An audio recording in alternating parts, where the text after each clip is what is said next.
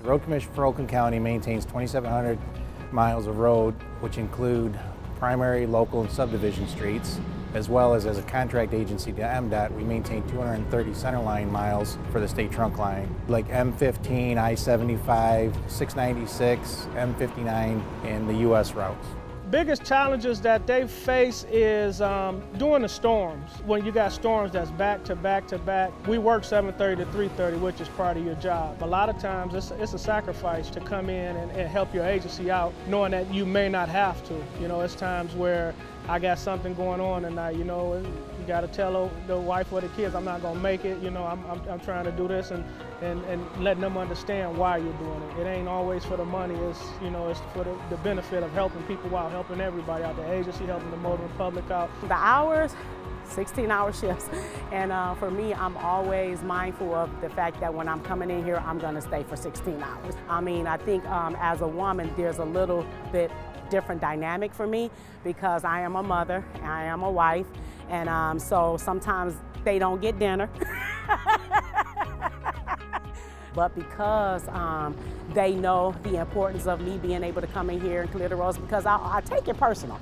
I think that, you know, for the most part, when I'm out here and I'm cleaning roads, I'm not only cleaning the roads for my family, I'm cleaning the roads for the public as well. The agency has 144 trucks to perform the winter maintenance operations.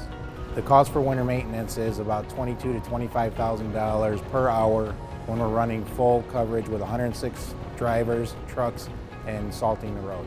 The annual cost for winter operations is about $12 million a year, and that does not include any road improvements. That is basically just for winter operations and keeping the roads clear and safe for the motoring public.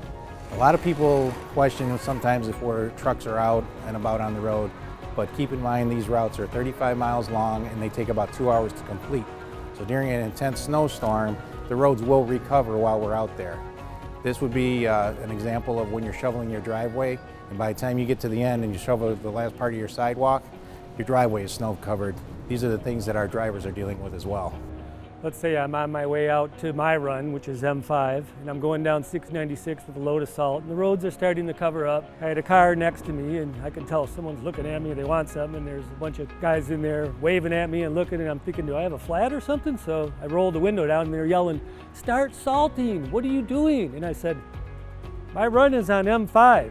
If I salt this, I won't have salt for my run. Someone else is coming to this. So I just don't think the public sometimes quite understands what we do. What we do is to make you safe. That's our biggest job. What little bit we can do in order to get you home safely, that's what I'm always mindful of. I'm not out there trying to get in their way, make them late for their appointments, late for work. I just would rather have them get there safely so they could go home at nights with their families and make it to where they're going without getting hurt or worse.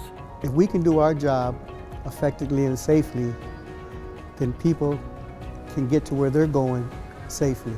When you're throwing all that snow and you see that windrow coming off, it looks like a big wave. You think about, it's going to take me forever to clean this up, but after going up and down the road a few times and putting some salt down, and when it's all clear, you know, you feel you accomplished something because you actually did.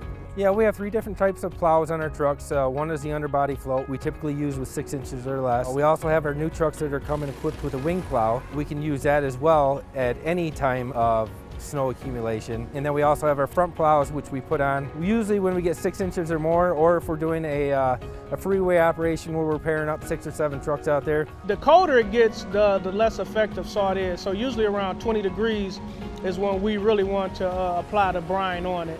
Once it gets down to 0 degrees, there's really nothing you can do. Brine is something that we use that we pump out of 3 of our facilities, our garages that we have here. We utilize it for pre-treating pavement before the snowstorm begins, and we also use it as a pre-treatment to our salt as we're salting on the road, so it allows the salt to activate a little bit quicker. In those conditions on the road, you may see a period of time where we don't even salt because it's basically ineffective.